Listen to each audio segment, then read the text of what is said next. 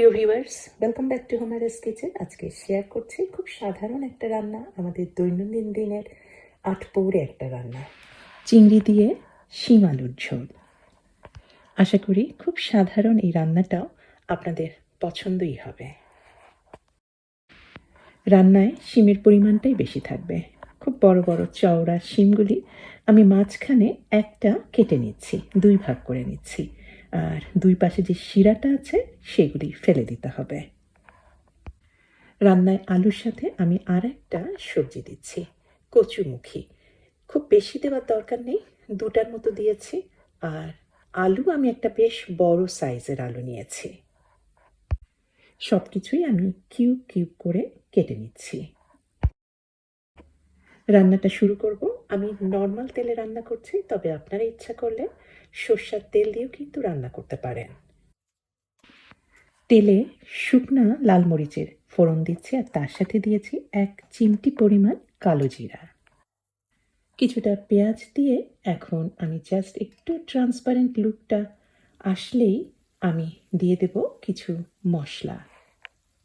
সামান্য কিছুটা দিয়েছি ফ্রেশ আদা পেস্ট, আর লবণটা দিয়ে দিয়েছি। লবণ দিলে হবে কি, পেঁয়াজটা খুব সহজেই কিন্তু গলে যাবে।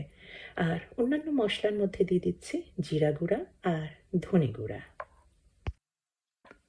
মশলা নাড়তে নাড়তে দিয়ে দিলাম হলুদ মশলাটা, অর্থাৎ হলুদ গুঁড়া।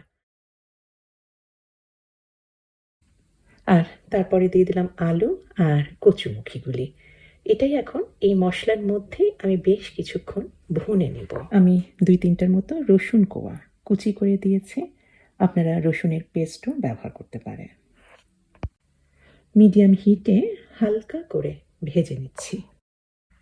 হালকা করে ভেজে নিয়ে এখন দিয়ে দিলাম শুকনা লাল মরিচের গুঁড়া। শিমগুলি দিয়ে দিয়েছি, আর দিয়ে দিলাম চিংড়ি ভাজা।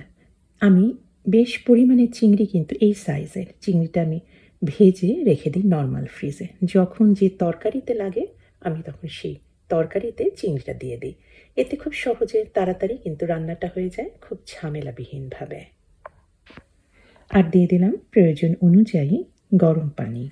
এখন জাস্ট ঢেকে 10-15 মিনিটের মতো রান্না করলেই তৈরি হয়ে গেল চিংড়ি মাছ দিয়ে শিম আলুর ঝোল। আশা করি খুব সাধারণ এই সহজ রান্নাটা আপনাদের পছন্দ হবে। আর পরিবেশনের সময় দিয়ে দিচ্ছি ফ্রেশ ধনেপাতা কুচি। রেসিপি পছন্দ হলে অনুরোধ করব, বরাবরের মতোই অবশ্যই আমার চ্যানেলকে সাবস্ক্রাইব করে আমার চ্যানেলের সাথেই থাকবেন। সবাইকে অনেক ধন্যবাদ। আল্লাহ হাফেজ।